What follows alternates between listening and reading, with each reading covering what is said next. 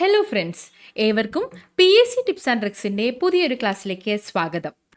മലയാളത്തിൽ നിന്നുള്ള ചോദ്യങ്ങളും വളരെ പ്രധാനപ്പെട്ടതാണ്. അപ്പോൾ ഇന്ന് നമ്മൾ കുറച്ച് മലയാള ചോദ്യങ്ങളും അവയുടെ ഉത്തരങ്ങളുമാണ് പഠിക്കാനായിട്ട് പോകുന്നത്. ഒന്നാമത്തെ ചോദ്യം, വിഗഹം എന്ന വാക്കിൻ്റെ അർത്ഥം എന്താണ്? വിഗഹം എന്നാൽ പക്ഷി എന്നാണ് അർത്ഥം വരുന്നത്. വിഗഹം എന്നാൽ പക്ഷി എന്നാണ് അർത്ഥം. വിഹഗം, വിഹംഗം, ദ്വിജം, പത്രി, ശകുന്തം, നീഢജം, വിഹംഗമം എന്നിവയൊക്കെ പക്ഷി തന്നെയാണ് കേട്ടോ. വിഹഗം, വിഹംഗം, ദ്വിജം, പത്രി, ശകുന്തം, നീഢജം, വിഹംഗമം. വിഹംഗമം എന്നതെല്ലാം തന്നെ പക്ഷിയുടെ പര്യായ പദങ്ങളാണ്. കുറച്ച് പുതിയ വാക്കുകളോടി നോക്കുകയാണെങ്കിൽ ചക്ഷുസ് എന്നാൽ എന്താണ്? ചക്ഷുസ് രണ്ട് സായുണ്ട് കേട്ടോ. ചക്ഷുസ് എന്നാൽ കണ്ണ് എന്നാണ് അർത്ഥം. ചക്ഷുസ് എന്നാൽ കണ്ണ് എന്നാണ് അർത്ഥം. ചക്ഷുസ് കണ്ണ്. പാന്തർ, പാന്തർ എന്നാൽ വഴിപോക്കർ എന്നാണ് അർത്ഥം. പാന്തർ വഴിപോക്കർ. ചക്ഷുസ് കണ്ണ്, പാന്തർ വഴിപോക്കർ. ഗാത്രം, ഗാത്രം എന്നാൽ ശരീരം എന്നാണ് അർത്ഥം. ഗാത്രം ശരീരം, ഗാത്രം ശരീരം. അനുതാപം, അനുതാപം ദുഃഖം എന്നർത്ഥം വരുന്നു. അനുതാപം എന്താണ്? ദുഃഖമാണ്, ദുഃഖം. അനുതാപം ദുഃഖം. രാഗം എന്നാൽ ചുവപ്പ് എന്ന് അർത്ഥം. രാഗം എന്നാൽ ചുവപ്പ് എന്നാണ് അർത്ഥം. രാഗം ചുവപ്പ്. ചക്ഷുസ് കണ്ണ്, പാന്തർ വഴിപോക്കർ, ഗാത്രം ശരീരം, അനുതാപം ദുഃഖം, രാഗം ചുവപ്പ്. ഓക്കെ ആണല്ലോ. ഇതൊക്കെ അർത്ഥങ്ങളായിട്ട് നേരത്തെ ചോദ്യപേപ്പറുകളിൽ കണ്ടിട്ടുള്ളതാണ്. ചക്ഷുസ് കണ്ണ്, പാന്തർ വഴിപോക്കർ, ഗാത്രം ശരീരം, അനുതാപം ദുഃഖം, രാഗം ചുവപ്പ്. പ്രത്യേകം എന്ന പദം പിരിച്ചെഴുതുന്ന രൂപം ഏതാണ്? പ്രത്യേകം എന്ന പദം പിരിച്ചെഴുതുമ്പോൾ നമ്മൾക്ക് പ്രതി അധികം ഏകം എന്ന ഈ ഒരു ഓപ്ഷൻ ഡിയിൽ കൊടുത്തിരിക്കുന്നത് പോലെ കിട്ടും. ഓക്കെ, പ്രതി അധികം ഏകം എന്നാണ് പ്രത്യേകം എന്ന പദം തിരിച്ചെഴുതുമ്പോൾ കിട്ടുന്നത്. പിരിച്ചെഴുതുക എന്ന ചോദ്യം തിരിച്ചു വന്നേക്കാം. പ്രതി അധികം ഏകം എങ്ങനെ ചേർത്തെഴുതാം എന്നും ചോദിച്ചേക്കാം. അത് പ്രത്യേകം എന്നതാണ്. പ്രത്യേകം എന്നാൽ പ്രതി അധികം ഏകം എന്നതാണ്. പിരിച്ചെഴുതുക ചേർത്തെഴുതുക എന്നത് വരുന്നതിൽ നമുക്ക് കുറച്ച് ഉദാഹരണങ്ങൾ നോക്കാം. ഒന്നാമത്തേത് അജന്തം. അജന്തം എങ്ങനെ പിരിച്ചെഴുതാ? അച്ച് അധികം അന്തം ആണ് അജന്തം. അച്ച് അധികം അന്തം എന്നത് ചേർത്തെഴുതുമ്പോൾ എങ്ങനെ വരും? അജന്തം എന്ന് വരും. അജന്തം എങ്ങനെയാണ് പിരിച്ചെഴുതുന്നത്? അച്ച് അധികം അന്തം, അജന്തം. അടുത്തത് കേമൻ. കേമം അധികം അൻ പ്രത്യയം ചേരുമ്പോഴാണ് കേമൻ എന്ന് വരുന്നത്. അൻ എന്നത് പുരുഷ പ്രത്യയമാണെന്ന് അറിയാലോ. കേമം അധികം അൻ പ്രത്യയമാണ് ചേർക്കുമ്പോഴാണ് കേമൻ എന്ന വാക്ക് കിട്ടുന്നത്. കേമൻ എങ്ങനെയാണ് പിരിച്ചെഴുതുന്നത്? കേമം അധികം അൻ ആണ് കേമൻ എന്നത്. തേരോട്ടം. തേര് അധികം ഓട്ടം ആണ് തേരോട്ടം. തേര് അധികം ഓട്ടം, തേരോട്ടം. തജ്ജീവിതം. തജ്ജീവിതം എന്ന് ചേർത്തെഴുതുമ്പോൾ ജായുടെ ഇരട്ടിപ്പ് വരുന്നുണ്ട്. പിരിച്ചെഴുതുമ്പോൾ ഇപ്രകാരമാണ് വരുന്നത്. തത് അധികം ജീവിതമാണ് തജ്ജീവിതം. തത് അധികം ജീവിതം, തജ്ജീവിതം. തജ്ജീവിതം എങ്ങനെയാണ്? തത് അധികം ജീവിതം ചേർത്തെഴുതുമ്പോൾ രണ്ട് ജായാണ് ഇരട്ടിക്കുന്നതെന്ന് ഓർത്തിരിക്കുക കേട്ടോ. അടുത്തത് നിരീശ്വരൻ. നിരീശ്വരൻ പിരിച്ചെഴുതുമ്പോൾ എങ്ങനെയാണ്? നീ അധികം ഈശ്വരൻ എന്നതാണ് നിരീശ്വരൻ. നീ എഴുതുമ്പോൾ ശ്രദ്ധിക്കണം, ഇവിടെ വിസർഗം വരുന്നുണ്ട്. നീയുടെ ഒപ്പം തന്നെ വിസർഗം ചേർത്ത രൂപമാണ് ഇവിടെ ഉപയോഗിക്കുന്നത്. നീ അധികം ഈശ്വരനാണ് നിരീശ്വരൻ. നീ അധികം ഈശ്വരൻ ചേർത്തെഴുതുമ്പോൾ നിരീശ്വരൻ എന്ന് വരുന്നു. പെരുമ്പറ. പെരും അധികം പറ എന്നതാണ് പെരുമ്പറ. ഈ ഒരു ചിഹ്നവും പായും കൂടെ ചേർത്തവിടെ ബായായിട്ട് മാറുന്നു. പെരുമ്പറ. പെരും അധികം പറ എന്നതാണ് പെരുമ്പറ. അജന്തം അച്ച് അധികം അന്തം. കേമൻ. കേമം അധികം അൻ പ്രത്യയം. തേരോട്ടം. തേര് അധികം ഓട്ടം. തജ്ജീവിതം. തത് അധികം ജീവിതം. നിരീശ്വരൻ. നീ അധികം ഈശ്വരനാണ് നിരീശ്വരൻ. പെരും അധികം പറയാണ് പെരുമ്പറ. പെരും അധികം പറ പെരുമ്പറ. സ്വാശ്രയം എന്ന വാക്കിന്റെ വിപരീത പദം എന്താണ്? സ്വാശ്രയം എന്നാൽ എന്താണ്? സെൽഫ് എന്ന അർത്ഥം വരുന്നതാണ്. സ്വാ എന്നതാണ്. അപ്പോൾ അതിന്റെ വിപരീത പദം പരാശ്രയം എന്നാണ്. മറ്റൊരാളെ ആശ്രയിക്കുന്നു, പരാശ്രയം എന്ന അർത്ഥം വരുന്നു. സ്വാശ്രയം എന്നതിൻ്റെ വിപരീത പദം പരാശ്രയം എന്നതാണ് കേട്ടോ. പരാശ്രയം, മറ്റൊരാളെ ആശ്രയിക്കുന്നു എന്നർത്ഥം വരുന്ന പരാശ്രയം ഉപയോഗിക്കുന്നു. ഉദാഹരണമായി കുറച്ച് വിപരീത പദങ്ങൾ പഠിക്കാം. ആർജവം. ആർജവം എന്നതിൻ്റെ വിപരീത പദമാണ് കൗടില്യം എന്നത്. ആർജവം കൗടില്യം. ആർജവം കൗടില്യം. ആത്മീയം ഭൗതികം. ആത്മീയം ഭൗതികം. ആത്മീയത്തിൻ്റെ വിപരീത പദമാണ് ഭൗതികം. അതുപോലെ ആദാനം പ്രദാനം. പ്രദാനം ചെയ്യുക എന്ന് പറയില്ലേ, അതുപോലെ ആദാനം പ്രദാനം. ആദാനത്തിന്റെ വിപരീത പദം എന്താണ്? പ്രധാനമാണ്. കണ്ടില്ലേ, നമ്മൾ സ്വാശ്രയം പരാശ്രയം പഠിച്ചു. അതുപോലെ തന്നെയാണ് സ്വാതന്ത്ര്യം, പാരതന്ത്ര്യം. സ്വാതന്ത്ര്യത്തിന്റെ വിപരീത പദമാണ് പാരതന്ത്ര്യം. അടുത്തത് ശാന്തം. ശാന്തത്തിന്റെ വിപരീത പദമായിട്ട് രൗദ്രവും കണ്ടിട്ടുണ്ട്, ഉഗ്രവും കണ്ടിട്ടുണ്ട്. രൗദ്രം കണ്ടിട്ടുണ്ട്, ഉഗ്രം കണ്ടിട്ടുണ്ട്. ഓക്കെ, അപ്പോൾ ശാന്തത്തിന്റെ വിപരീത പദം എന്താണ്? രൗദ്രം, ഉഗ്രം എന്നതാണ്. തീക്ഷ്ണം വരുന്നില്ല എന്നുള്ളത് അറിഞ്ഞിരിക്കുക കേട്ടോ. ഓക്കെ, രൗദ്രം, ഉഗ്രം എന്നിവയാണ് ശാന്തത്തിന്റെ വിപരീത പദങ്ങൾ. ആർജവം, കൗടില്യം, ആത്മീയം, ഭൗതികം, ആദാനം, പ്രദാനം, സ്വാതന്ത്ര്യം, പാരതന്ത്ര്യം, ശാന്തം, ഉഗ്രം, രൗദ്രം. താഴെ കൊടുത്തിരിക്കുന്നതിൽ ശരിയായ വാക്യം ഏതാണ്? നോക്കാം. ഒന്നാമത്തേത്, ഏകദേശം 1000-ഓളം പേർ സമ്മേളനത്തിൽ പങ്കെടുത്തു. ഉദ്ദേശം 1000-ഓളം പേർ സമ്മേളനത്തിൽ പങ്കെടുത്തു. ഏകദേശം 1000 പേർ സമ്മേളനത്തിൽ പങ്കെടുത്തു. ഏതാണ്ട് 1000-ഓളം പേർ സമ്മേളനത്തിൽ പങ്കെടുത്തു. 4 സ്റ്റേറ്റ്മെന്റ്സ് ഇതാണ്. ഇതിൽ ഏതാണ് ശരിയായിട്ടുള്ളത്? ഒന്നാമത്തെ സ്റ്റേറ്റ്മെന്റിൽ കണ്ടോ, ഏകദേശം. ഏകദേശം എന്ന് പറയുമ്പോൾ ഒരു എസ്റ്റിമേറ്റ് കണക്കാണല്ലോ, ഏകദേശം. അപ്പോൾ 1000-ഓളം എന്ന് പറയുന്നത് കറക്റ്റ് അവിടെ ഒരു നമ്പർ പറയണം. അപ്പോൾ അത് തെറ്റാണ്. ഏകദേശം 1000-ഓളം എന്ന് പറയുമ്പോൾ 2 ആവർത്തിക്കുന്നത് പോലെയാണ്. അപ്പോൾ ഒന്നാമത്തെ സ്റ്റേറ്റ്മെന്റ് തെറ്റാണ്. രണ്ടാമത്, ഉദ്ദേശം 1000-ഓളം. അത് തന്നെയാണ്, ഏകദേശവും ഉദ്ദേശവും ഒരേ അർത്ഥമാകുമ്പോൾ ഇവിടെയും അത് തന്നെയാണ് സംഭവിക്കുന്നത്. ഉദ്ദേശം 1000-ഓളം പേർ. അപ്പോൾ അത് രണ്ടും കൂടെ റിപ്പീറ്റഡ് ആയിട്ട് വരുമ്പോൾ തെറ്റാണ്. സ്റ്റേറ്റ്മെന്റിന്റെ സ്ട്രക്ചർ തെറ്റിയിട്ടുണ്ട്. അടുത്തത്, ഏകദേശം 1000 പേർ സമ്മേളനത്തിൽ പങ്കെടുത്തു. സ്റ്റേറ്റ്മെന്റ് വൈസ് അത് ശരിയാണ്. ഏകദേശം 1000 പേർ സമ്മേളനത്തിൽ പങ്കെടുത്തു. അടുത്തത്, ഏതാണ്ട് 1000-ഓളം പേർ സമ്മേളനത്തിൽ പങ്കെടുത്തു. ഏകദേശം, ഉദ്ദേശം, ഏതാണ്ട് എല്ലാം ഒന്ന് തന്നെയാണ്. ഏകദേശം ഒരേ അർത്ഥം തന്നെയാണ്, ഒരേ അർത്ഥത്തിൽ വരുന്ന വാക്കുകളാണ്. അപ്പോൾ 1000-ഓളം എന്ന് ആവർത്തിക്കുന്നത് തെറ്റാണ്. അപ്പോൾ ഇവിടെയും തെറ്റാണ്. ഓപ്ഷൻ സി ആണ് ഇവിടെ കറക്റ്റ് ആയിട്ടുള്ള ആൻസർ വരുന്നത്. ഏകദേശം 1000 പേർ സമ്മേളനത്തിൽ പങ്കെടുത്തു. അടുത്തത്, കാട് എന്ന വാക്കിന്റെ പര്യായമല്ലാത്ത പദം ഏതാണ്? കാട് എന്ന വാക്കിന്റെ പര്യായം അല്ലാത്ത പദമാണ് ചോദിച്ചിട്ടുള്ളത്. ഇവിടെ തന്നിട്ടുള്ളത് ഏതൊക്കെയാണ്? വിപിനം, അടവി, അചലം, കാനനം എന്നതാണ്. ഇതിൽ വിപിനം, അടവി, കാനനം എന്നിവയൊക്കെ കാട് എന്നതിൻ്റെ പര്യായമാണ്. അജലം എന്നതാണ് ഇവിടെ പര്യായ പദം അല്ലാത്തത്. അജലം എന്നാൽ പർവ്വതം എന്നാണ് കേട്ടോ അർത്ഥം. അജലം എന്നാൽ പർവ്വതമാണ്. അജലം, പർവ്വതം. കാട് എന്നതിന് പര്യായം അല്ലാത്തതാണ് അജലം. അജലം എന്നാൽ പർവ്വതം എന്നാണ് അർത്ഥം.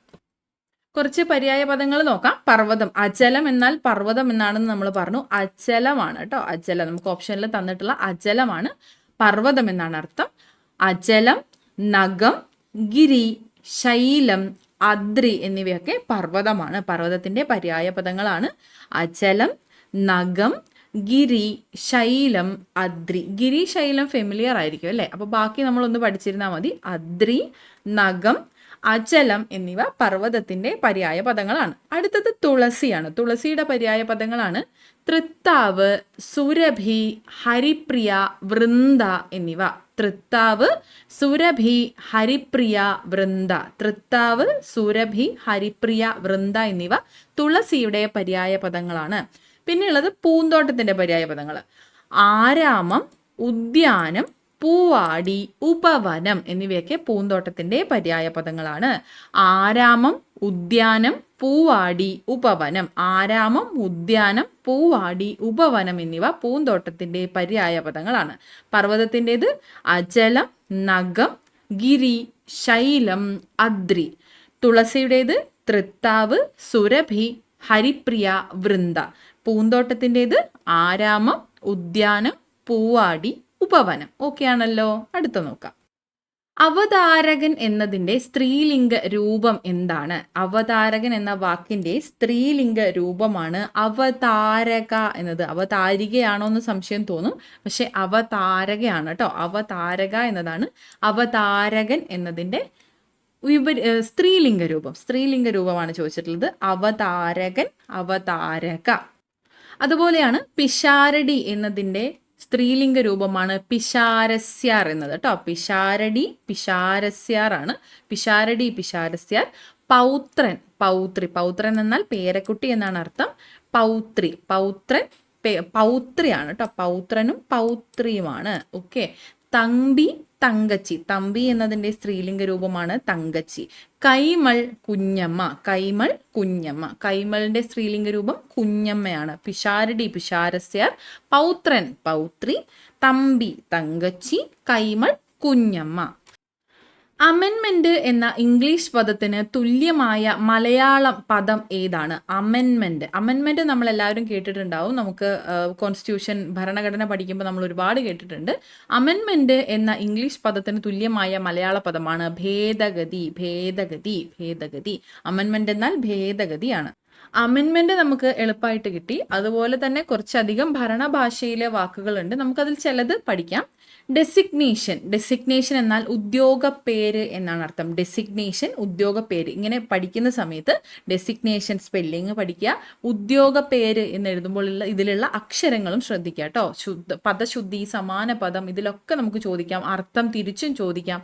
അത്തരത്തിലെല്ലാം നമുക്കിത് ഉപയോഗിക്കാൻ പറ്റും. അപ്പോൾ കൃത്യമായിട്ട് പഠിക്കുമ്പോൾ തന്നെ എല്ലാം കൃത്യമായി തന്നെ പഠിച്ചു പോവാം. ഓക്കെ. എൻക്ലോഷർ. എൻക്ലോഷർ എന്നാൽ എന്താണ്? ഉള്ളടക്കം എന്നാണ് അർത്ഥം. ഉള്ളടക്കം. എൻക്ലോഷർ ഉള്ളടക്കം. കൺസോളിഡേഷൻ. കൺസോളിഡേഷൻ എന്നാൽ ക്രോഡീകരിക്കൽ എന്നാണ് അർത്ഥം. ക്രോഡീകരിക്കൽ. കൺസോളിഡേറ്റ് ചെയ്യുക, ക്രോഡീകരിക്കുക.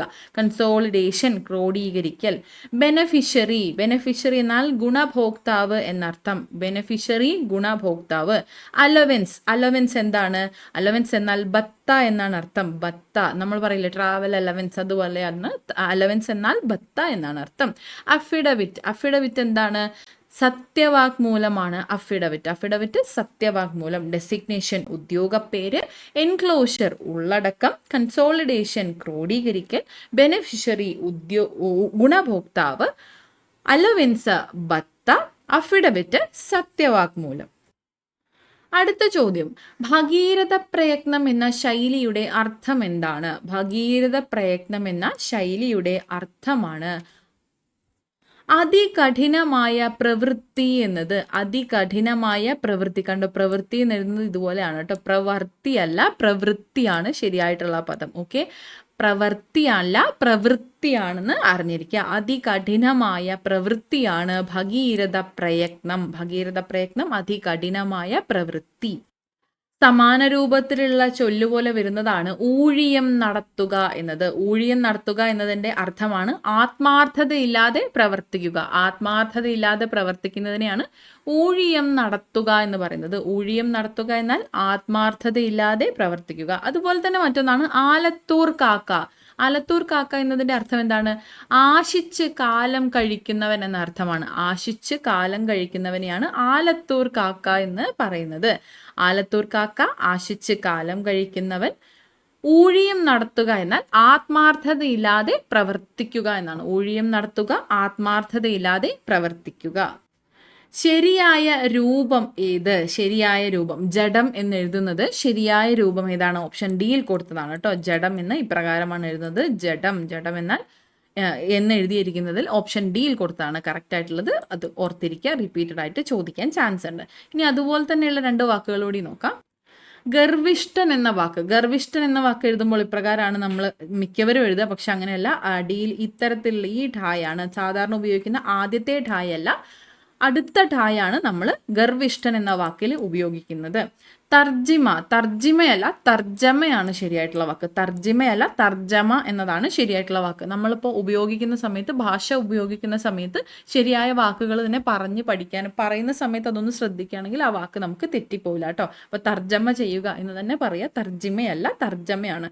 ഗർവിഷ്ഠൻ എന്ന് വരുമ്പോൾ ഈ ഠായാണെന്ന് ഓർത്തിരിക്കുക. ഗർവിഷ്ഠൻ ഈ ഠായാണ് ഉപയോഗിക്കുന്നത്, ഇതല്ല. അപ്പോൾ ഒന്നാമത്തെ ഈ ഒരു വാക്ക് തെറ്റും, രണ്ടാമത്തെ ഈ ഒരു വാക്കാണ് ശരിയായിട്ടുള്ളത്. തർജിമ തെറ്റാണ്, തർജമയാണ് ശരിയായിട്ടുള്ളത്. മനസ്സ് എന്നതിൻ്റെ പര്യായ പദം ഏത്? മനസ്സ്. മനസ്സ് എന്നതിൻ്റെ പര്യായ പദമാണ് മതി എന്നത്. മതി. മതി എന്നാൽ മനസ്സ് എന്നാണ് അർത്ഥം. മതി എന്നാൽ മനസ്സാണ്. ഓക്കെ. മൗലി എന്താണ്? മൗലി എന്നാൽ തലയാണ്. തല. നമ്മൾ മ്യൂസിക് പാട്ട് കേട്ടിട്ടില്ലേ? മൗലിയിൽ മയിൽ പീലി ചാർത്തി എന്ന് പറയുന്നത് തലയാണ്. മൗലി എന്നാൽ തലയാണ് കേട്ടോ. ഉത്തമാംഗം, ശിരസ്, മൗലി, ചൂഢം, ശീർഷം, മൂർധാവ് ഇതെല്ലാം തലയാണ്. മൗലി, ഉത്തമാംഗം, ശിരസ്, ചൂഢം, ശീർഷം, മൂർധാവ് ഇതെല്ലാം തന്നെ തലയാണ്. ഉത്തമാംഗം തലയാണ്. നമ്മൾ പറഞ്ഞു ഉത്തമാംഗം എന്താണ്? തലയാണ്. തലയുടെ പര്യായ പദങ്ങളാണ് ഉത്തമാംഗം, മൗലി, ശീർഷം, ചൂഢം, ശിരസ്, മൂർധാവ് എന്നതൊക്കെ. അപ്പോൾ വപുസ് മാത്രമാണ് വേറെ അർത്ഥം വരുന്നത്. വപുസ് എന്താണ്? വപുസ് ശരീരമാണ് കേട്ടോ. വപുസ് ശരീരമാണ്. വപുസ് കായം, കളേബരം നേരത്തെ ഒരു 10th ലെവലിൻ്റെ എക്സാമിനാണെന്ന് തോന്നുന്നുണ്ട്, ചോദിച്ചിട്ടുണ്ട്, കണ്ടിട്ടുണ്ട് കേട്ടോ. കളേബരം, ഗാത്രം, വിഗ്രഹം, ക്ഷേത്രം, ദേഹം ഇതെല്ലാം തന്നെ ശരീരമാണ്. വപുസ് കായം, കളേബരം, ഗാത്രം, വിഗ്രഹം, ക്ഷേത്രം, ദേഹം ഇതെല്ലാം തന്നെ ശരീരമാണ്. ശരീരം. അപ്പം മൗലി ഉത്തമാംഗം തലയാണ്, വപുസ് ശരീരമാണ്. ശരിയായ പദം തിരഞ്ഞെടുത്തെഴുതുക. പാദസരം എന്നത് എങ്ങനെയാണ് ശരിയായിട്ട് എഴുതുന്നത് എന്നാണ് ചോദിച്ചിട്ടുള്ളത്. സിമ്പിൾ ആയിട്ടാണ് കൊടുത്തിരിക്കുക. പാദസരമാണ്. പാദസരം. പാദസ്വരം എന്നാണ് മിക്കവാറും നമ്മൾ പറയുമ്പോൾ ഒക്കെ പറയാറുള്ളത്. പക്ഷെ അങ്ങനെയല്ല.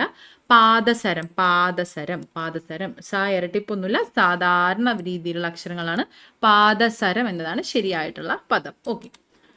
ലോകത്തെ സംബന്ധിക്കുന്നത് എന്നതിൻ്റെ ഒറ്റ പദം ഏത്? ലോകത്തെ സംബന്ധിക്കുന്നത് ലൗകികമാണ്.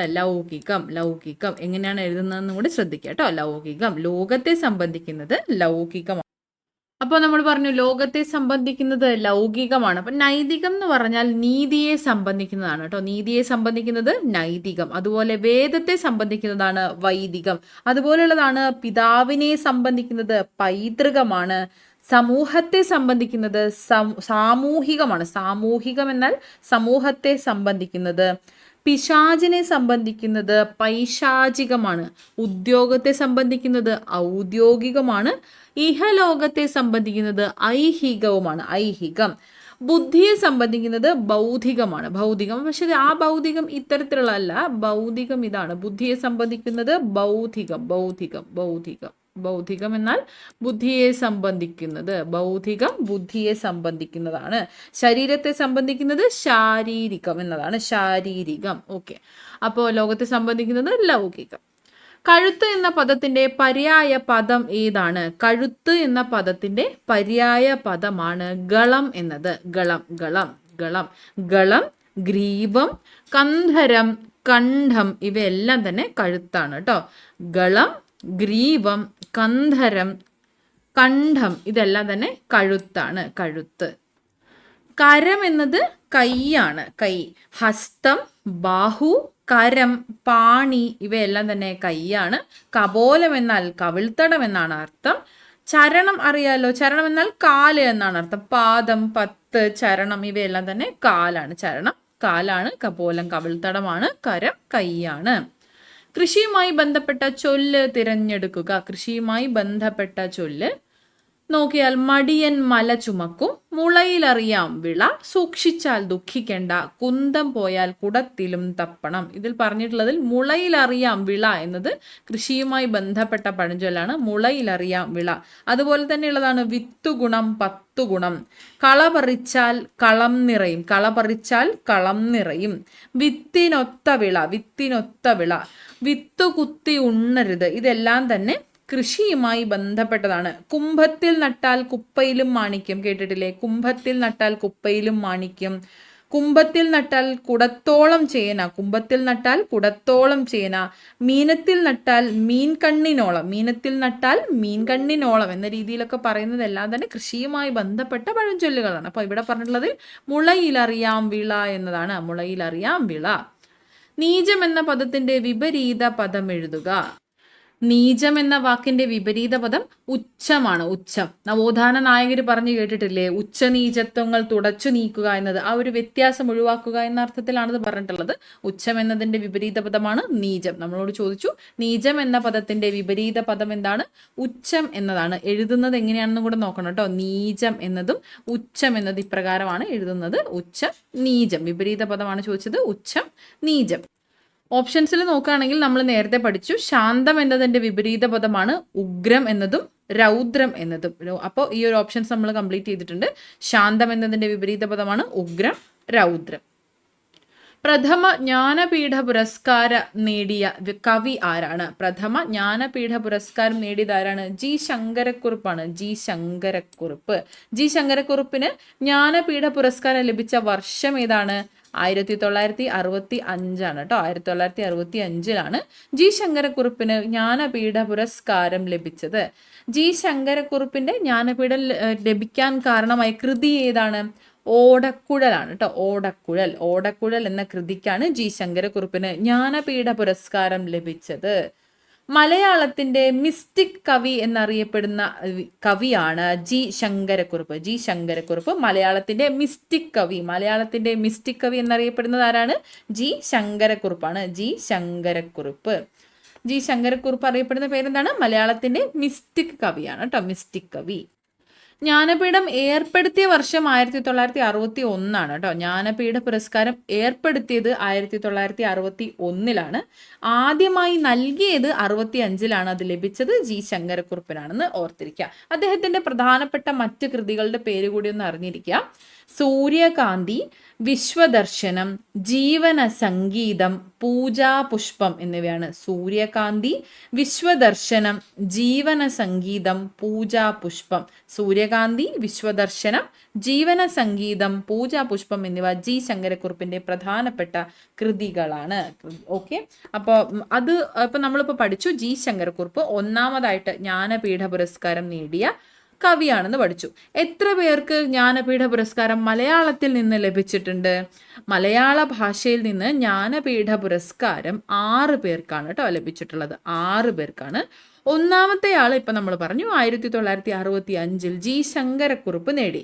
1980 ആരാണ്? S K Pottekkatt. ഒരു ദേശത്തിന്റെ കഥ എന്ന കൃതിക്ക് ജ്ഞാനപീഠ പുരസ്കാരം ലഭിച്ച വ്യക്തിയാണ് S K Pottekkatt. 1980 S K പൊറ്റക്കാടിന് ലഭിച്ചു. 1984 തകഴി ശിവശങ്കര പിള്ളയ്ക്ക് സമഗ്ര സംഭാവനയ്ക്ക് ജ്ഞാനപീഠ പുരസ്കാരം ലഭിച്ചു. 1984 ഒന്നാമത് 1965 ജി ശങ്കരക്കുറുപ്പ്. കൃതി ഏതാണ്? ഓടക്കുഴലാണ്. രണ്ടാമത് 1980 എസ് കെ പൊറ്റക്കാട്, ഒരു ദേശത്തിന്റെ കഥ. മൂന്നാമതായിട്ട് 1984 സമഗ്ര സംഭാവനയ്ക്ക് തകഴി ശിവശങ്കര പിള്ളയ്ക്ക് ജ്ഞാനപീഠ പുരസ്കാരം ലഭിച്ചു. പിന്നീട് 1995 ആരാണ്? എല്ലാവർക്കും അറിയാം. 1995 എം ടി വാസുദേവൻ നായർക്ക് ജ്ഞാനപീഠ പുരസ്കാരം സമഗ്ര സംഭാവനയ്ക്ക് ലഭിച്ചു. ഓർത്തിരിക്കുക, ഇതിന്റെ ഡീറ്റെയിൽസ് പഠിച്ചിരിക്കുക കേട്ടോ. എം ടി വാസുദേവൻ നായരുമായി ബന്ധപ്പെട്ട അദ്ദേഹത്തിന്റെ പ്രധാനപ്പെട്ട കൃതികളും മറ്റ് അവാർഡുകളും ഒക്കെ പഠിച്ചിരിക്കുക. പ്രധാനപ്പെട്ടതാണ്, ചോദിക്കാൻ സാധ്യത കൂടുതലുള്ളതാണ്. 1995 സമഗ്ര സംഭാവനയ്ക്ക് എം ടി വാസുദേവൻ നായർക്ക് ജ്ഞാനപീഠ പുരസ്കാരം ലഭിച്ചു. പിന്നീട് കുറച്ചധികം ഗ്യാപ്പ് വന്നിട്ടുണ്ട്. 2007 ആർക്കാണ്? ഒ എൻ വി കുറുപ്പിനാണ്. ഒ എൻ വി കുറുപ്പിനും സമഗ്ര സംഭാവനയ്ക്ക് തന്നെയാണ് ജ്ഞാനപീഠ പുരസ്കാരം ലഭിച്ചത്. ഒ എൻ വി കുറുപ്പിന് സമഗ്ര സംഭാവനയ്ക്ക് 2007 ജ്ഞാനപീഠ പുരസ്കാരം ലഭിച്ചു. അക്കിത്തം അച്യുതൻ നമ്പൂതിരിക്കാണ് അവസാനമായിട്ട് മലയാളത്തിൽ നിന്ന് കിട്ടിയിട്ടുള്ളത്. 2019 കേട്ടോ. 2019 അക്കിത്തം അച്യുതൻ നമ്പൂതിരിക്ക് സമഗ്ര സംഭാവനയ്ക്ക് തന്നെയാണ് ജ്ഞാനപീഠ പുരസ്കാരം ലഭിച്ചത്. അപ്പോൾ മൊത്തം മലയാളത്തിൽ നിന്നും 6 പേർക്ക് ജ്ഞാനപീഠ പുരസ്കാരം ഇതുവരെ ലഭിക്കുകയുണ്ടായി. 6 പേര് ആരൊക്കെയാണ്? 1965 ഓടക്കുഴൽ എന്ന കൃതിക്ക് G Sankara Kurup, 1980 S K Pottekkatt, ഒരു ദേശത്തിന്റെ കഥ എന്ന കൃതിക്ക്, 1984 സമഗ്ര സംഭാവനയ്ക്ക് തകഴി ശിവശങ്കര പിള്ള, 1995 സമഗ്ര സംഭാവനയ്ക്ക് തന്നെ എം ടി വാസുദേവൻ നായർക്ക് ജ്ഞാനപീഠ പുരസ്കാരം ലഭിച്ചു. 2007 ഒ എൻ വി കുറുപ്പിനും സമഗ്ര സംഭാവനയ്ക്ക് ജ്ഞാനപീഠ പുരസ്കാരം ലഭിച്ചു. അവസാനമായിട്ട് 2019 അക്കിത്തം അച്യുതൻ നമ്പൂതിരിക്ക് സമഗ്ര സംഭാവന ഇനത്തിൽ ജ്ഞാനപീഠ പുരസ്കാരം ലഭിക്കുന്നത്. അപ്പൊ മൊത്തം 6 പേർക്കാണെന്ന് അറിഞ്ഞിരിക്കുക. ആരൊക്കെയാണെന്ന് അറിഞ്ഞിരിക്കുക, വർഷം അറിഞ്ഞിരിക്കുക, ഓർഡർ അറിഞ്ഞിരിക്കുക. ക്രമപ്പെടുത്തുക എന്ന രീതിയിലും ചോദ്യം വന്നേക്കാം. അടുത്ത ചോദ്യം, all glitters are not gold. All glitters are not gold നമ്മൾ പഠിക്കുന്നതാണ്, നമുക്ക് കേട്ട് നല്ല പരിചയമുള്ളതാണ്. മിന്നുന്നതെല്ലാം പൊന്നല്ല എന്നതാണ് ഇവിടുത്തെ answer. All glitters are not gold. All glitters are not gold, മിന്നുന്നതെല്ലാം പൊന്നല്ല. ഒത്തുപിടിച്ചാൽ മലയും പോരും, അല്ലെങ്കിൽ ഐക്യമത്യ മഹാബലം എന്നതിന് യൂണിയൻ ഈസ് സ്ട്രെങ്ത് എന്ന് പറയാവുന്നതാണ്. ഐക്യമത്യ മഹാബലം, യൂണിയൻ ഈസ് സ്ട്രെങ്ത്. അതുപോലെ മെല്ലെ തിന്നാൽ പനയും തിന്നാം, അല്ലെങ്കിൽ പയ്യെ തിന്നാൽ പനയും തിന്നാം. നമ്മൾ സിനിമയിൽ തന്നെ കുറച്ച് കേട്ടിട്ടുള്ളതാണ്. Slow and steady wins the race, നമ്മൾ കേട്ടിട്ടുണ്ടാവും അല്ലേ? Slow and steady wins the race ആണ് പയ്യെ തിന്നാൽ പനയും തിന്നാം, അല്ലെങ്കിൽ മെല്ലെ തിന്നാൽ പനയും തിന്നാം എന്നതിൻ്റെ പ്രോവർബ് അർത്ഥമായിട്ട് വരുന്നത്. Slow and steady wins the race. അതുപോലെ നമ്മൾ പറയുന്നതാണ് too much of anything is good for nothing എന്നത്. അധികമായാൽ അമൃതും വിഷം എന്നത്. Too much of anything is good for nothing എന്നത്. Too much of anything is good for nothing. അധികമായാൽ അമൃതും വിഷം. അതുപോലെ തന്നെയാണ് too many cooks spoil the broth എന്നത്. ആള് കൂടിയാൽ പാമ്പ് ചാവില്ല എന്ന് പറയില്ലേ? Too many cooks spoil the broth. Too many cooks spoil the broth എന്നത് ആള് കൂടിയാൽ പാമ്പ് ചാവില്ല എന്നതാണ്. മെനി എ മിക്കിൾ മേക്സ് എ മക്കൾ എന്ന് പറയുന്നുണ്ട്. അത് പല തുള്ളി പെരുവെള്ളമാണ് കേട്ടോ. മെനി എ ലിറ്റിൽ എന്നും കണ്ടിട്ടുണ്ട്. Many A little makes A മക്കൾ എന്ന് പറഞ്ഞും കണ്ടിട്ടുണ്ട്. പല തുള്ളി പെരുവെള്ളം. മെനി എ മിക്കിൾ മേക്സ് എ മക്കൾ. അതൊരു കുറച്ച് റൈമിംഗ് ആയിട്ട് തോന്നുന്നുണ്ടല്ലോ, അപ്പോൾ വേണമെങ്കിൽ അതും യൂസ് ചെയ്യാം. മെനി എ മിക്കിൾ മേക്സ് എ മക്കൾ എന്നത് പലതുള്ളി പെരുവെള്ളം എന്ന അർത്ഥമാണ് വരുന്നത്. അടുത്തത്, ശരിയായി പിരിച്ചെഴുതിയ രൂപം ഏതാണ്? ശരിയായി പിരിച്ചെഴുതിയത് തിരുവോണം. തിരുവോണം എങ്ങനെയാണ് പിരിച്ചെഴുതുന്നത്? തിരു അധികം ഓണമാണ് തിരുവോണം. തിരുവോണം അല്ല, തിരു ഓണം ആണ് കേട്ടോ. തിരു അധികം ഓണമാണ് തിരുവോണം. അപ്പോൾ ഒന്നാമത്തേത് എന്തായാലും തെറ്റാണ്. തൊണ്ടയിടറി. തൊണ്ട ഇടറി എന്നതാണ് തൊണ്ടയിടറി. തൊണ്ട ഇടറി. അപ്പോൾ അത് ശരിയായിട്ട് തന്നെയാണ് കൊടുത്തിട്ടുള്ളത്. ആൻസർ കിട്ടി. അടുത്ത നോക്കാം, മരക്കൊമ്പ്. മരക്കൊമ്പ് മരം അധികം കൊമ്പ് ആണ് മരക്കൊമ്പ്. മരം അധികം കൊമ്പ്. മരം അധികം കൊമ്പ്. ചെറിയ കായ, ഇരട്ടിക്കുന്ന കായല, ഒരു കായേ ഉള്ളൂ കേട്ടോ. കൊമ്പ്, മരക്കൊമ്പ്. മരക്കൊമ്പ്. മരം അധികം കൊമ്പ് ആണ് മരക്കൊമ്പ്. അപ്പൊ മൂന്നാമത്തേത് ഇങ്ങനെയാണ് തെറ്റിയത്. മനസ്സിലായല്ലോ? അടുത്തത്, സത്യത്തിൽ. സത്യത്തിൽ നിന്ന് എങ്ങനെ തിരിച്ചെഴുതും? സത്യം അധികം ഇൽ എന്നതാണ് സത്യത്തിൽ എന്നത്. സത്യം അധികം ഇൽ എന്നതാണ്. അതിൽ എന്നില്ല, വെറും ഇല്ലെന്നേ ഉള്ളൂ. അപ്പൊ ഇത് തെറ്റായിട്ടാണ് കൊടുത്തിട്ടുള്ളത്. സത്യത്തിൽ എന്നാൽ സത്യം അധികം ഇല്ലാണ് സത്യത്തിൽ. അതുപോലെ വനത്തിൽ. വനം അധികം ഇല്ലാണ് വനത്തിൽ. വനം അധികം ഇൽ വനത്തിൽ. ഓക്കെ, അപ്പൊ ഇവിടെ ശരിയായിട്ട് കൊടുത്തിട്ടുള്ളത് തൊണ്ട ഇടറി എന്നതാണ്. തൊണ്ട അധികം ഇടറിയാണ് തൊണ്ട ഇടറി. ഒരു നാമത്തിന് പകരം ഉപയോഗിക്കുന്ന നാമം ഏതാണ്? ഒരു നാമത്തിന് പകരം ഉപയോഗിക്കുന്ന നാമമാണ് ചോദിച്ചിട്ടുള്ളത്. ഒന്നിന്റെ പേരായ ശബ്ദമാണ് നാമം. നാമത്തിന് പകരം ഉപയോഗിക്കുന്നത് സർവനാമമാണ്. സർവനാമം. ഇപ്പോൾ അവൻ, അത്, ഞങ്ങൾ, നിങ്ങൾ എന്നതിനൊക്കെ ഒരു നാമത്തിന് പകരമായിട്ട് ഉപയോഗിക്കുന്നതല്ലേ. അപ്പൊ അതിനെയാണ് സർവനാമം എന്ന് പറയുന്നത്. സർവനാമം. അതുപോലെ എന്താണ് മേയനാമം എന്നത്? ഒരു വ്യക്തിയെന്നോ വർഗമെന്നോ വേർതിരിക്കാൻ കഴിയാത്തത്, അല്ലെങ്കിൽ അളന്ന് തിട്ടപ്പെടുത്താൻ കഴിയാത്തതിനെയാണ് നമ്മൾ മേയനാമം എന്ന് പറയുന്നത്. മേയനാമം. ഇപ്പം മഞ്ഞ്, മണ്ണ്, വെയിൽ, വെളിച്ചം, ഇതിനെയൊന്നും ഒരു വ്യക്തിയെന്നോ വർഗമെന്നോ നാം മാറ്റാൻ പറ്റില്ല. അതുപോലെ അളന്ന് തിട്ടപ്പെടുത്താൻ പറ്റില്ല. അതിനെയാണ് നമ്മൾ മേയനാമം എന്ന് പറയുന്നത്. വെയിൽ, വെളിച്ചം, മണ്ണ്, ഇതൊക്കെ അതിന് ഉദാഹരണമാണ്. ഓക്കെ, സാമാന്യനാമം. സാമാന്യനാമം എന്താണ്? ഒരു കൂട്ടം വ്യക്തികൾക്കോ വസ്തുക്കൾക്കോ സ്ഥലങ്ങൾക്കോ പൊതുവായിട്ട് പറയുന്ന പേരാണ് സാമാന്യ നാമം എന്നത്. പർവ്വതം, പക്ഷികൾ, രാജ്യം, നദി, ഇതൊക്കെ തന്നെ അതിന് ഉദാഹരണമാണ്. സാമാന്യ നാമം എന്ന് പറയുമ്പോൾ ഒരു കൂട്ടം വ്യക്തികൾക്കോ അല്ലെങ്കിൽ വസ്തുക്കൾക്കോ സ്ഥലങ്ങൾക്കോ പൊതുവായിട്ട് സാമാന്യമായിട്ട് പറയുന്ന പേരാണ് സാമാന്യ നാമം. സംജ്ഞാനാമമാണ് അടുത്തത്. സംജ്ഞാനാമം എന്ന് പറയുന്നത് ഫസ്റ്റ് നമ്മൾ പഠിക്കുന്നതാണ്.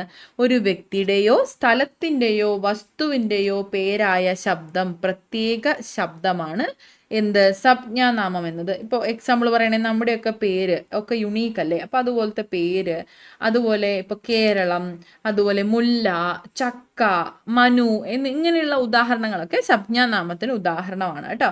അപ്പോൾ എന്താണ് സംജ്ഞാനാമം? നാമം നമ്മൾ ഗ്രാമർ പഠിക്കുമ്പോൾ 7 വിധത്തിലാണ് പറയുക. അതിൽ കുറച്ചെണ്ണം 4 നമ്മളിപ്പോൾ പറഞ്ഞിട്ടുള്ളത്. ഒന്നാമത്തേതാണ് സംജ്ഞാനാമം. ഒരു വ്യക്തിയുടെയോ സ്ഥലത്തിൻ്റെയോ വസ്തുവിൻ്റെയോ നാമമാണ് അല്ലെങ്കിൽ പേരാണ് സംജ്ഞാനാമം എന്നത്. നമ്മുടെയൊക്കെ പേര് അതിന് ഉദാഹരണമാണ്. നമ്മുടെ വീട് എവിടെയാണെന്ന് ചോദിക്കുമ്പോൾ പറയുന്ന ഒരു ഉത്തരം അത് ഇതിന് ഉദാഹരണമാണ്. അടുത്തത് ഒരു സാമാന്യനാമമാണ് രണ്ടാമത്തേത്. ഒരു കൂട്ടം വ്യക്തി അല്ലെങ്കിൽ ഒരു കൂട്ടം വസ്തുക്കളുടേത് അല്ലെങ്കിൽ സ്ഥലത്തിൻ്റെയൊക്കെ പൊതുവായിട്ട് പറയുന്ന പേരുകളാണ് ഇതിനൊക്കെ ഉദാഹരണമായിട്ട് വരുന്നത്. ഇപ്പം നമ്മൾ പറഞ്ഞു പർവ്വതം, ഒരു രാജ്യം, നദി, പക്ഷി, ഇതൊക്കെ സാമാന്യനാമത്തിന് ഉദാഹരണമാണ്. പിന്നെ നമ്മൾ പറയുന്നത് മേയനാമമാണ്. ജാതി, വ്യക്തി വ്യത്യാസമില്ലാതെ, അളക്കാനാവാതെ, ഒരു ജാതിയെന്നോ ഒരു വ്യക്തിയെന്നോ വർഗമെന്നോ തിരിക്കാൻ കഴിയാതെ അളന്ന് തിട്ടപ്പെടുത്താൻ പറ്റാത്തതൊക്കെ മേയനാമത്തിലാണ് ഉൾപ്പെടുന്നത്. നമ്മൾ അബ്സ്ട്രാക്ട് നൗൺ എന്ന് പറയുന്നതാണ് ഈ മേയനാമം എന്നത് കേട്ടോ. അപ്പൊ അതിന് ഉദാഹരണമായിട്ട് നമുക്ക് പഞ്ചഭൂതങ്ങളെയൊക്കെ പറയാവുന്നതാണ്. ആകാശം, വായു, ഭൂമി, അഗ്നി, ജലം, ഇതൊക്കെ തന്നെ മേയനാമത്തിന് ഉദാഹരണങ്ങളാണ്. പിന്നെ നമ്മൾ പഠിക്കുന്നതാണ് സർവനാമം എന്നത്. സർവനാമം എന്നാൽ എന്താണ്? പ്രോനൗൺ ആണ്. പ്രോനൗൺ, നാമത്തിന് പകരമായി ഉപയോഗിക്കുന്നതാണ് സർവനാമം. നമ്മൾ പഠിച്ചിട്ടില്ലേ 3 തരം, first person, second person, third person, ഇതൊക്കെ സർവനാമമാണ്. അപ്പോൾ അത് ആണ് ഇവിടെ ചോദിച്ചിട്ടുള്ളത്. നാമത്തിന് പകരമായി ഉപയോഗിക്കുന്നത് ഏതാണ്? അതാണ് സർവനാമം എന്നത്. അവൻ, അവൾ, അത്, പറയുന്നയാൾ, നീ, ഞാൻ എന്നതൊക്കെ തന്നെ സർവനാമത്തിന് ഉദാഹരണമാണ്. അപ്പൊ 4 കഴിഞ്ഞു. ഇനി 3 ഉള്ളത് ഗുണനാമം, ക്രിയാനാമം, സമൂഹനാമം എന്നിവയാണ്. അറിഞ്ഞിരിക്കുക, ഗ്രാമർ ആവശ്യമുണ്ട്. ഓക്കെ. പാദധൂളി എന്ന പദത്തിന്റെ ശരിയായ വിഗ്രഹാർത്ഥം എഴുതുക. പാദധൂളി എന്നാൽ എന്താണ്? പാദത്തിലെ ധൂളിയാണ് കേട്ടോ. പാദത്തിലെ ധൂളിയാണ് പാദധൂളി. ഉദാഹരണങ്ങൾ ഇതുപോലെ തന്നെയുള്ള മറ്റു വാക്കുകൾ പറയുകയാണെങ്കിൽ ചരാചരം. ചരാചരം എന്താണ്? ചരവും അചരവുമാണ് ചരാചരം. ചരവും അചരവുമാണ് ചരാചരം. ജീവിതചര്യ, ജീവിതത്തിന്റെ ചര്യയാണ് ജീവിതചര്യ. ജീവിതചര്യയാണ് ജീവിതചര്യ. ദൂരസാഗരം, ദൂരമാകുന്ന സാഗരമാണ് ദൂരസാഗരം. ഇച്ഛാശക്തി എന്താണ്? ഇച്ഛയുടെ ശക്തിയാണ് ഇച്ഛാശക്തി. ഇച്ഛയുടെ ശക്തിയാണ് ഇച്ഛാശക്തി. വികാര നിർഭരം ഒക്കെ കേട്ടിട്ടുണ്ടല്ലോ ഈ വാക്കുകളൊക്കെ. വികാര നിർഭരം എന്താണ്? വികാരണങ്ങളാൽ തന്നെ നിർഭരമായിട്ടുള്ളത്, വികാരണത്താൽ നിർഭരമായിട്ടുള്ളതാണ് വികാര നിർഭരം. ചരാചരം ചരവും അചരവുമാണ്. ജീവിതചര്യ, ജീവിതത്തിന്റെ ചര്യയാണ്. ദൂരസാഗരം, ദൂരമാകുന്ന സാഗരം. ഇച്ഛാശക്തി, ഇച്ഛയുടെ ശക്തിയാണ്. വികാര നിർഭരം, വികാരണത്താൽ നിർഭരമായിട്ടുള്ളത് എന്ന് അർത്ഥം. ഇപ്പൊ പാദധൂളിയുടെ അർത്ഥം എന്താണ്? വിഗ്രഹാർത്ഥം വരുമ്പോൾ പാദത്തിലെ ധൂളി എന്ന് അർത്ഥം വരും. പാദത്തിലെ ധൂളിയാണ് പാദധൂളി. അപ്പോൾ ഇത്രയും ചോദ്യങ്ങളാണ് ഇന്നത്തെ ക്ലാസ്സിൽ നമ്മൾ ഉൾപ്പെടുത്തിയിട്ടുള്ളത്. എല്ലാവർക്കും ഇത് ക്ലിയർ ആയി എന്ന് വിശ്വസിക്കുന്നു. മലയാളവും പ്രധാനപ്പെട്ടതാണ്. പ്രാക്ടീസ് ചെയ്ത് തന്നെ പഠിക്കുക. റിപ്പീറ്റഡ് ആയിട്ട് പഠിച്ചാൽ ഇത് ഓർത്തിരിക്കാവുന്നതേ ഉള്ളൂ. വലിയ ബുദ്ധിമുട്ടുള്ള പോർഷൻ ഒന്നുമല്ല. നമുക്കിങ്ങനെ ഇടയ്ക്കിടയ്ക്ക് മലയാളത്തിന്റെ ക്വസ്റ്റ്യൻ പേപ്പർ ഡിസ്കസ് ചെയ്യാവുന്നതാണ് കേട്ടോ. എല്ലാവർക്കും താങ്ക് യു സോ മച്ച്.